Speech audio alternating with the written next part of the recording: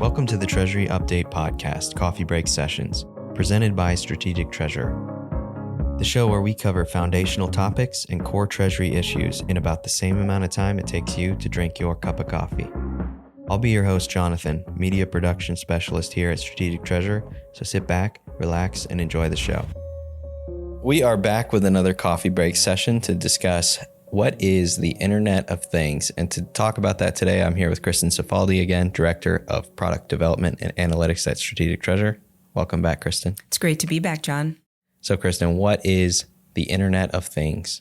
The Internet of Things, also referred to as IoT, is a network of physical devices such as smartphones, laptops, cameras, sensors, or appliances that are connected to the Internet and can communicate with each other or exchange data. Anybody with a smart home has an Internet of Things.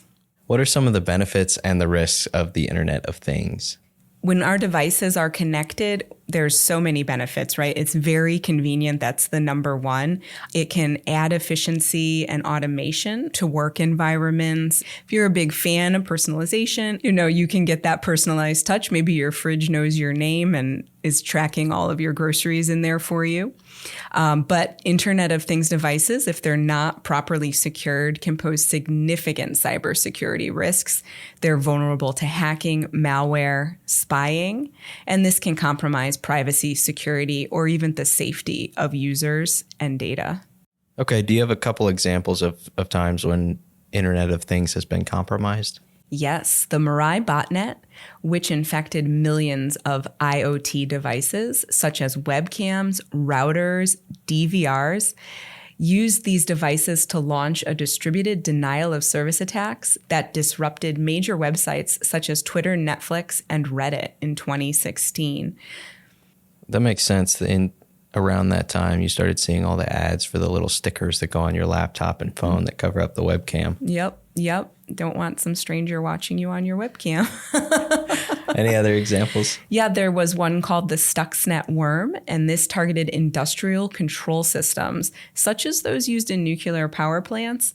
And this caused physical damage to the centrifuges used for uranium enrichment in Iran in 2010. So that's a scary use for these criminals. And there was also the Ring camera hack, which I'm sure we've all seen videos of, which allowed hackers to access and control smart doorbells and security cameras for thousands of Ring users and was used to spy or harass them through the speakers in 2019. Wow. Okay.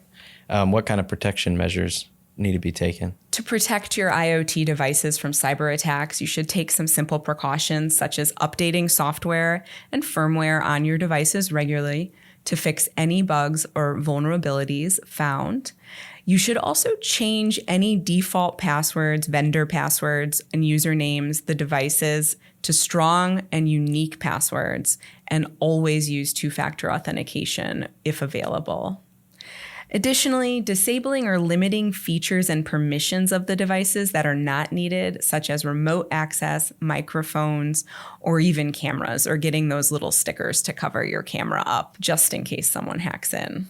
And you can also use a secure and encrypted network to connect the devices and avoid public or untrusted Wi-Fi networks. So at work, we have IT professionals in most cases who are well-versed in this, but at home, you can do some research to help set up separate networks to separate your devices, such as your smart TVs and your smart fridges and your doorbell cameras, from your actual computers and also maybe from your phones. So just doing your research and knowing maybe how to set that up is a helpful thing to implement in your home that the vast majority of us don't have implemented.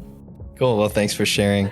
And to our listeners, remember to tune back in every first and third Thursday of the month for another coffee break session.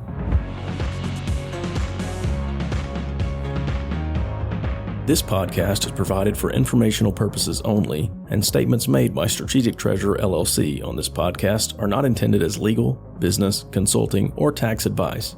For more information, visit and bookmark strategictreasurer.com.